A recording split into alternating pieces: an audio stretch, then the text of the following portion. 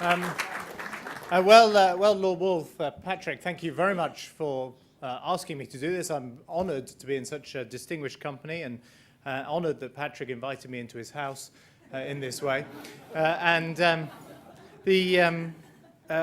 also honoured that I'm the first member of the opposition to be asked to present these awards. So this is not a tradition. I hope you continue next year.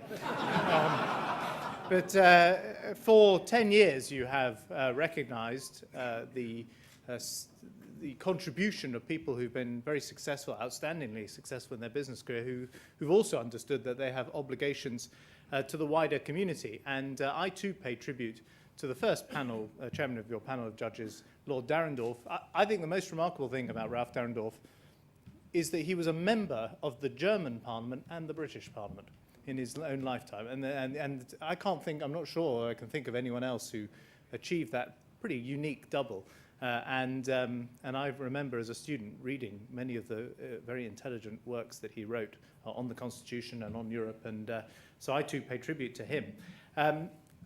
As Lord Wolf says, this wouldn't be the 12-month period in the history of the world where you would think this is the moment to start handing out responsible capitalism awards. We've had the excesses of the financial sector laid before us. We've had these great scandals like the Madoff scandal. Two of the most successful plays in London at the moment are about financial scandals, Enron and The Power of Yes. You would have thought this is not the 12-month period in which to make this award, but actually I would say it is precisely the moment to champion the virtues of responsible capitalism and to bring to people's attention the success of those who've understood that running a successful company and making a profit is not somehow in contradiction with also being a part of your community and understanding your social obligations, and the winners tonight very much have demonstrated that. I think it's a moment for people who believe in free markets, who believe in capitalism, to use that word, to actually stand up and champion some of its virtues and how it can live and sit side by side with responsible social behaviour. And the people, as I say, who've won this award very much have been able to do that. One of the being in opposition is a miserable existence, I would just say.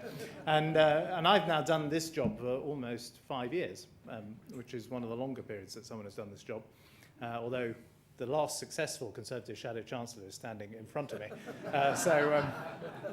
In the sense of the last person who actually turned the shadow job into the real job. And I think he did it for 5 years as well. But one of the opportunities of being in opposition, if you can put it like that, is you do get around a lot more probably than you do as a minister, and you're less encumbered by all the advice and the department paraphernalia and so on.